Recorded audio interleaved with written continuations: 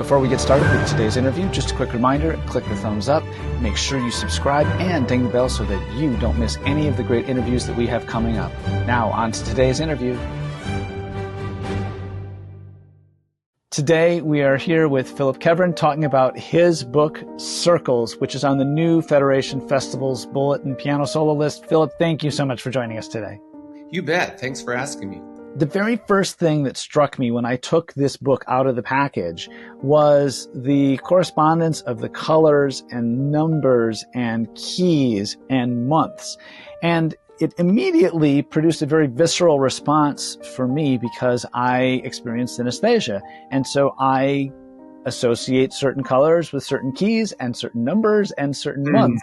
And the reason it was a visceral response is, for me, those colors are not the colors that are those keys. Do you experience synesthesia, and did that partially inspire the cover?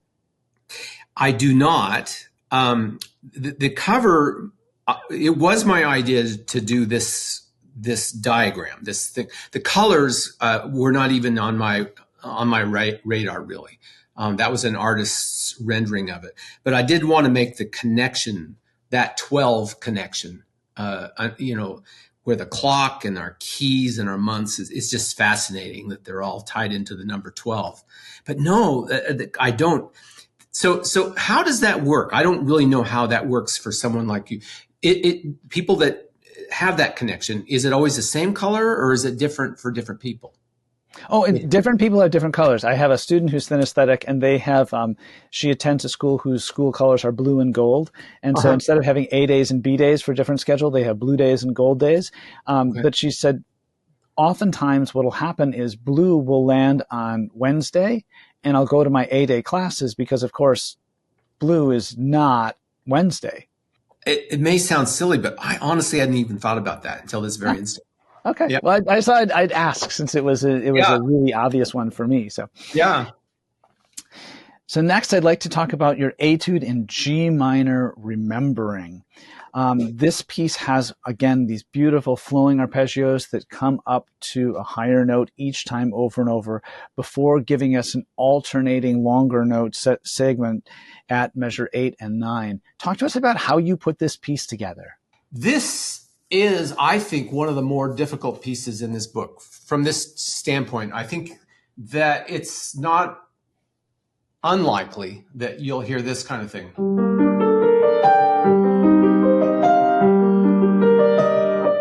And that is not my intention, and I think most teachers will know that's not the intention, but rather an invitation to linger at that top note.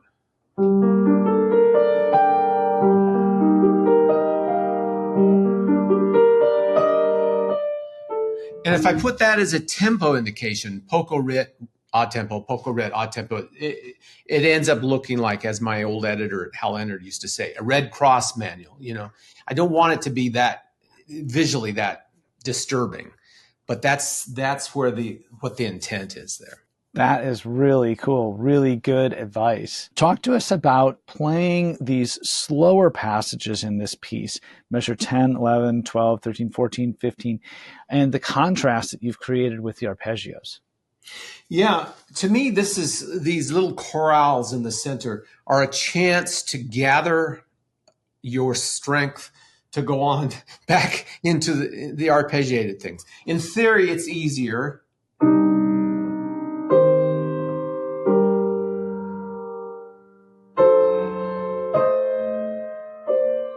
But it also just provides, again, it's a chance to kind of gather your strength for the arpeggios, but also an oral palate cleanser, And I think these kind of chorale type things are really important anyway, just from learning how to bring out that top note.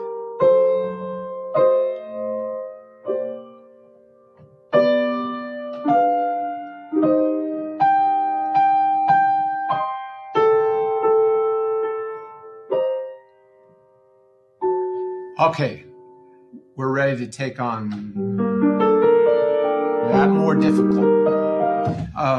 And that leads me perfectly to my next question, which is, how do you coach students to bring out those top notes in the chorale sections? I think, again, this is one of the more sophisticated aspects of playing the piano.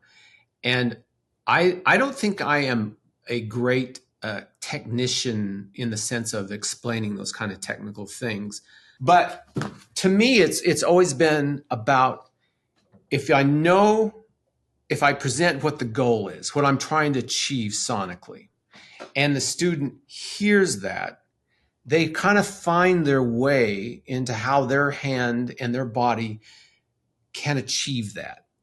Because if I give you a big description of that physically, it may or may not make sense to you in the way your body functions. It's kind of like you brought up the color aspect earlier. I mean, the fact that you're hearing colors and sounds mixed, I have no way to relate to that at all. But I do know that if you hear me do this, and then you hear me do this, there begins the journey of figuring out how to make it happen. Excellent. I love the example that you're providing, and we'll make sure that we include that in this video. So that's really, really intensely helpful for students. And of course, it's intensely helpful for all the teachers who are going to be watching too. So thank you for that. I want to just say thank you so much for sharing your wisdom, your insights, for all of your knowledge. I am just delighted to speak with you, Phillip. Thank you so much for everything today. My pleasure, Sam. Thanks for giving me a call.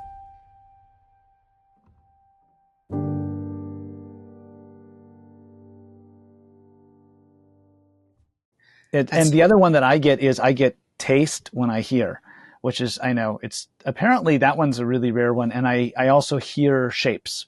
And for years, I would say to my students, no, you're making the wrong shape as you're playing this. And finally, as I was reading more about synesthesia, I realized that this is not everyone's experience. And so I was close to one of my high school students and I said, Katie, do you hear it this way? And she's like, and I said, okay, well, what have you been thinking all these years as I've been talking to you about shapes? And she said, Right. Mr. Ekoff, if I feel like I've understood 10% of what you say in any lesson, I'm doing really well. Oh, that's funny.